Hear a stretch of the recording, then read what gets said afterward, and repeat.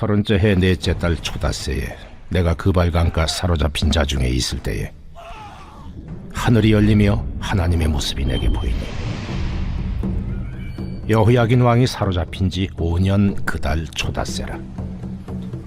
갈대아 땅 그발 강가에서 여호와의 말씀이 부시 아들 제사장 나 에스겔에게 특별히 임하고 여호와의 권능이 내 위에 있으니라. 내가 보니 북쪽에서부터 폭풍과 큰 구름이 오는데 그 속에서 불이 번쩍번쩍하여 빛이 그 사방에 비치며 그 불 가운데 단쇠 같은 것이 나타나 보이고 그 속에서 네 생물의 형상이 나타나는데 그들의 모양이 이러하니 그들에게 사람의 형상이 있더라. 그들에게 각각 네 얼굴과 네 날개가 있고 그들의 다리는 곧은 다리요 그들의 발바닥은 송아지 발바닥 같고 광낸 구리같이 빛나며 그 사방 날개 밑에는 각각 사람의 손이 있더라. 그 네 생물의 얼굴과 날개가 이러하니 날개는 다 서로 연하였으며 갈 때에는 돌이키지 아니하고 일제히 앞으로 곧게 행하며 그 얼굴들의 모양은 넷의 앞은 사람의 얼굴이요 넷의 오른쪽은 사자의 얼굴이요 넷의 왼쪽은 소의 얼굴이요 넷의 뒤는 독수리의 얼굴이니 그 얼굴은 그러하며 그 날개는 드러펴서 각기 둘씩 서로 연하였고 또 둘은 몸을 가렸으며 영이 어떤 쪽으로 가면 그 생물들도 그대로 가되 돌이키지 아니하고 일제히 앞으로 곧게 행하며 또 생물들의 모양은 타는 숯불과 횃불 모양 같은데 그 불이 그 생물 사이에서 오르락내리락 하며 그 불은 광채가 있고 그 가운데에서는 번개가 나며 그 생물들은 번개 모양같이 왕래하더라. 할렐루야. 오늘도 온라인 말씀 묵상을 통하여서 하루를 하나님 말씀으로 시작하시는 모든 성도님들 되시길 주님의 이름으로 축복합니다. 우리 함께 오늘 본문 1절 말씀 보겠습니다.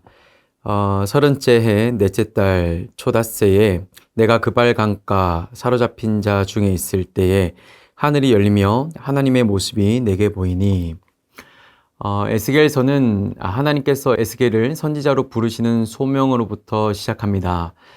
그래서 본문을 보시면 30째 해 넷째 달 초닷새라는 어떠한 구체적인 시간이 나오는데 예로부터 학자들은 이것이 에스겔의 나이였을 것으로 추정하고 있습니다. 특별히 에스겔은 제사장 가문에서 태어나 자신의 나이 30세가 되면 거룩한 제사장직을 감당할 예정이었습니다. 하지만 남유다는 바벨론에 의해 멸망당하고 있었고 자신 또한 바벨론 포로로 끌려온 그러한 신세였습니다.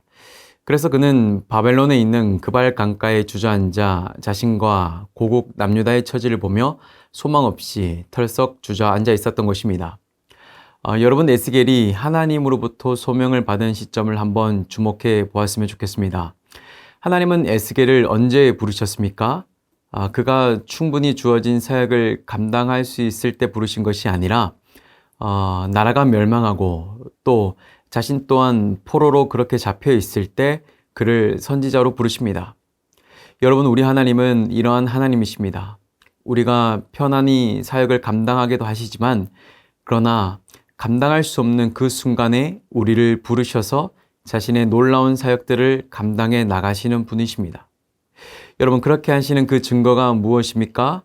본문을 보시면 에스겔이 하늘의 문이 열렸고 그것을 통해 하나님의 모습을 보았다는 것입니다. 이것이 비록 에스겔이 처해 있는 상황은 절망적인 상황이지만 그러나 그럼에도 하나님은 에스겔을 통하여 자기 백성을 찾으시고 위로하시고 회복하신다는 것을 말씀해 주고 있는 것입니다. 여러분 또한 이방 땅인 바벨론에서 하늘이 열리며 하나님을 보았다는 것은 어떤 의미가 있는 것입니까? 우리 하나님은 예루살렘 안에만 갇혀 계신 하나님이 아니라 온 우주 만물을 다스리시며 지금 이곳 바벨론에서도 역사하시는 분이심을 지금 본서는 말씀하고 있는 것입니다. 여러분 그렇습니다. 우리 하나님은 공간의 제약을 받지 않으시고 그분의 백성이 어디에 있든지 찾아와 말씀하시는 분이십니다. 이처럼 우리 하나님은 우리가 삶을 살며 겪는 인생의 밑바닥, 그리고 전혀 희망이 보이지 않는 상황이 우리 가운데 펼쳐졌을지라도 하나님은 자신의 하늘을 여시고 우리에게 찾아와 말씀하십니다. 그리고 그 절망의 자리, 실패의 자리, 상실의 자리에 앉아 있는 우리에게 말씀하시고 위로하시는 분이십니다. 그러기에 여러분, 우리에게는 절망이 없습니다. 비록 상황은 내가 원하는 대로 되지 않고 여러 가지 일들로 꼬여 있지만, 그러나 하나님은 우리를 한 번도 버리지 않으시고 여전히 하늘 문을 여시고 내가 너와 함께하고 있다고 말씀하시는 분이심을 기억하시는 여러분 되시길 축복합니다. 오늘 본문 2절 말씀 함께 읽겠습니다. 여호야긴 왕이 사로잡힌 지 5년 그달 초닷새라. 여호야긴 왕은 유다의 18대 왕으로 바벨론에 의해 18세의 어린 나이에 포로로 끌려간 왕입니다. 그의 포로 생활 5년, 즉 에스겔이 하나님께 소명을 받은 때가 주전 593년임을 말씀해 주고 있습니다. 이 시기는 이스라엘이 바벨론의 침공으로 인해 국토를 잃고 성전마저 파괴된 그러한 절망적인 시기였습니다. 백성들은 고향을 떠나 이방 땅에서 살아가야 했으며 자신들의 정체성과 신앙마저 흔들리고 있던 때였습니다. 그때 여호야긴이 왕으로 있긴 했으나 그 왕은 자기 백성을 전혀 구할 수 없는 그런 왕이었습니다. 이러한 절망적인 상황을 통해서 하나님은 지금 무엇을 말씀하고 계신 것입니까? 여호야긴, 이 사람 왕이 분명히 존재했지만 진정한 너희의 왕은 나 여호와라는 것을 말씀해 주고 있는 것입니다.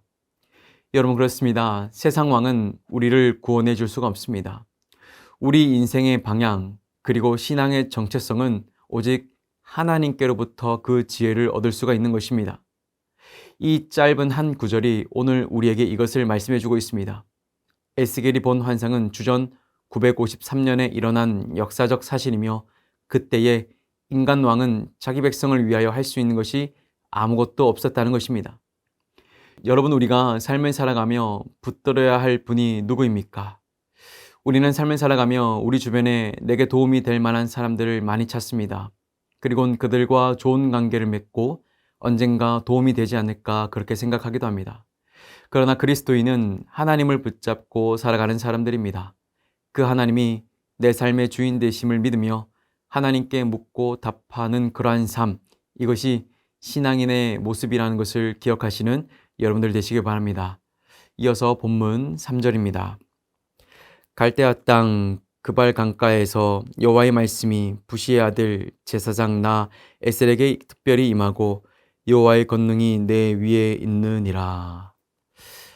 본문의 갈대아 땅은 바벨론 제국의 중심지로 이방 우상들이 가득한 땅이었습니다. 그곳에서 여호와의 말씀이 에스겔에게 임했다라는 것이죠.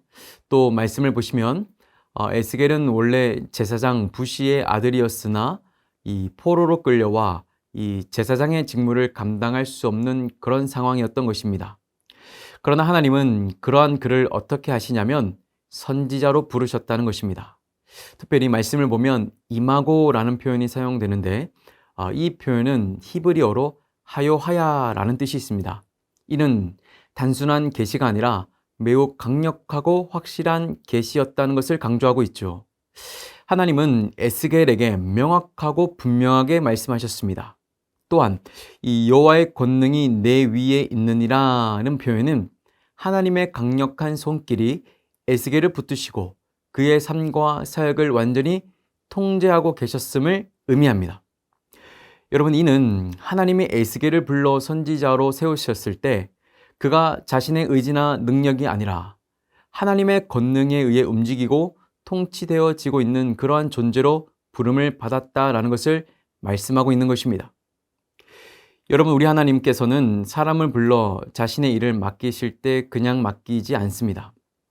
하나님은 사람이 그 사역을 감당할 수 있도록 강권하시는 은혜로 그 사람을 붙잡으시고 인도하셔서 그가 자기 힘으로 사역을 감당하지 않도록 하십니다. 바라기는 우리 교회가 사람의 생각과 경험 그리고 여러 가지 관계를 통해 움직이는 교회가 아니라 하나님이 붙잡으시고 통제하시고 강권하시는 그러한 은혜로 이 교회를 이루어내시는 여러분 모두가 되시길 주님의 이름으로 축복합니다. 말씀을 이어갑니다. 오늘 본문 4절입니다. 내가 보니 북쪽에서부터 폭풍과 큰 구름이 오는데 그 속에서 불이 번쩍번쩍하여 빛이 그 사방에 비치며 그 불 가운데 단쇠 같은 것이 나타나 보이고. 에스겔은 환상 가운데 북쪽에서부터 몰려오는 폭풍과 큰 구름을 보았습니다. 이는 단순한 자연 현상이 아니라 하나님의 임재와 심판의 위험을 상징하는 장면입니다. 성경에서 북방은 종종 하나님의 심판이 임하는 방향으로 묘사되어 왔는데, 남유다를 침략한 바벨론도 북쪽에서 내려왔다는 것을 알 수가 있죠. 또 구름과 불, 번쩍이는 빛은 하나님의 거룩함과 두려움을 나타내는 표현입니다. 특히 불 가운데 단쇠 같은 것이 보였다라는 표현은 하나님께서 지금 심판자로 등장하고 계시다는 것을 뜻하는 말입니다. 자, 분명 앞서 하나님은 하늘 문을 여셔서 자기를 드러내시며 자기 백성을 위로하시고 회복하시고자 하시는 분으로 등장했는데, 그러나 본절에서는 심판자의 하나님으로 등장하고 있다는 것이죠. 그렇다면 왜 그런 것인가? 남유다가 망하고 백성들이 바벨론으로 잡혀온 그 이유가 그들이 하나님을 떠나 우상 숭배했기 때문이라는 것입니다. 그러게 하나님은 그들이 우상 숭배하며 지은 그 죄에 대하여 공의와 정의를 실행하시는 그 심판자의 하나님으로 나타나셨다는 것입니다. 여러분, 이것을 통해 우리는 무엇을 알 수 있습니까? 남유다는 망했지만 그러나 하나님의 주권은 여전히 살아있다는 것입니다. 우리는 나라가 망하고 또 내 삶의 전체적인 부분이 무너지면 다 끝났다고 생각합니다.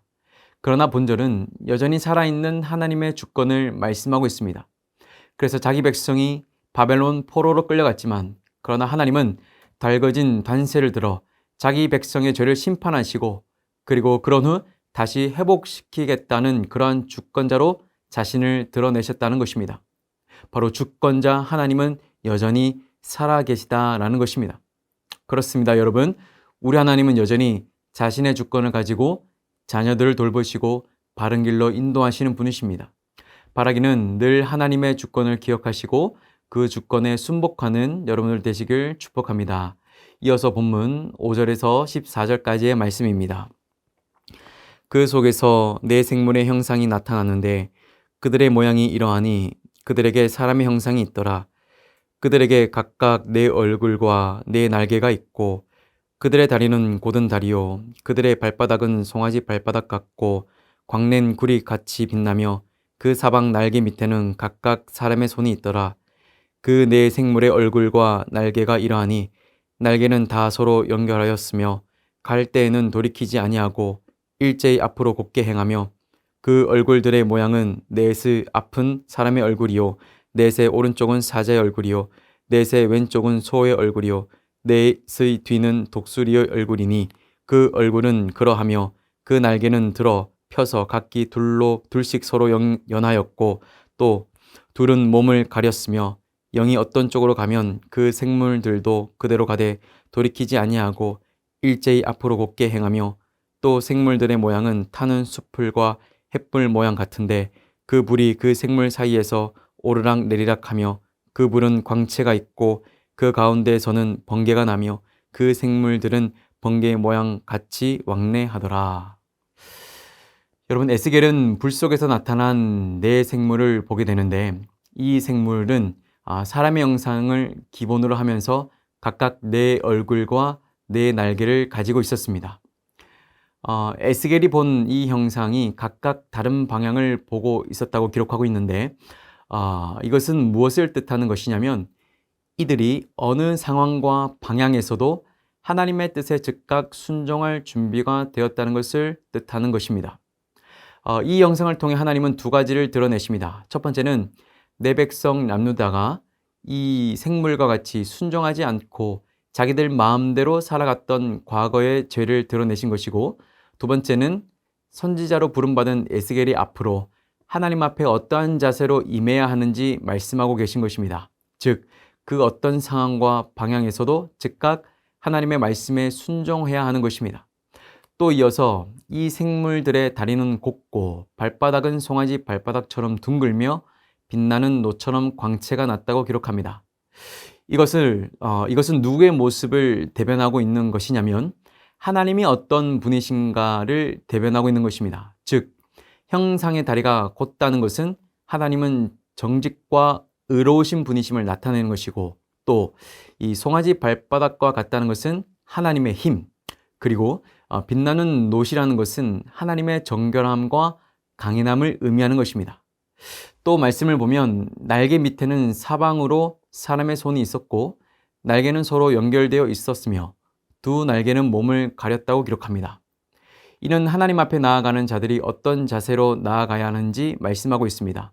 바로 겸손과 경외의 태도로 나가야 하는 것입니다. 마지막으로 내 생물은 번개처럼 빠르게 움직이며 하나님의 명령에 즉각적으로 반응하였습니다. 사랑하는 여러분, 하나님은 우상 숭배로 인해 남유다가 망하고 또 그 백성들이 포로로 끌려가는 상황에서 에스겔에게 나타나셨습니다. 그리고는 그를 선지자로 불러 장차 회복되어질 하나님 자신의 나라의 환상을 보여주셨습니다. 그 나라에서 살아갈 백성들은 어떤 백성들입니까?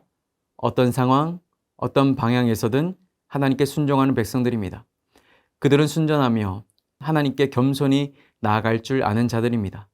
그래서 자기를 가릴 줄 알고 하나님 앞에서 엎드릴 줄 아는 백성들이 살아가는 자신의 나라로 회복시키겠다고 그 환상을 보여주신 것입니다. 바라기는 하나님께서 예수 그리스도를 통하여 회복시키신 하나님 나라에 우리 모두가 이러한 모습으로 들어가길 축복합니다. 하나님께 순종하고 그분이 나의 구주가 되심을 날마다 겸손한 마음으로 고백하며 나아가시는 여러분 모두가 되시길 주님의 이름으로 축복합니다. 함께 기도하겠습니다. 사랑의 하나님 감사합니다. 오늘도 우리에게 귀한 말씀 허락하여 주시고 남유다가 멸망하는 상황 가운데 또 이방 땅 바벨론의 포로로 끌려와 있는 그런 상황 가운데 하나님께서 에스겔 선지자에게 나타나셔서 그를 부르시고 앞으로 장차 회복되어질 그 하나님 나라를 보여주신 그 말씀을 듣게 하시니 감사합니다. 하나님, 우리 모든 성도님들 삶의 여러 가지 상황 속에서 절망과 또 여러 가지 어려움에 처해 있으나 그러나 여전히 우리와 늘 함께 하시며 하늘 문을 여시고 우리에게 다가오시는 그 하나님이 계시다는 사실로 말미암아 소망 잃지 않고 주어진 하루하루를 하나님 힘차게 살아낼 수 있는 우리 모든 성도님들 되게 하여 주시옵소서. 감사드리며 살아계신 예수 그리스도의 이름으로 기도드립니다. 아멘.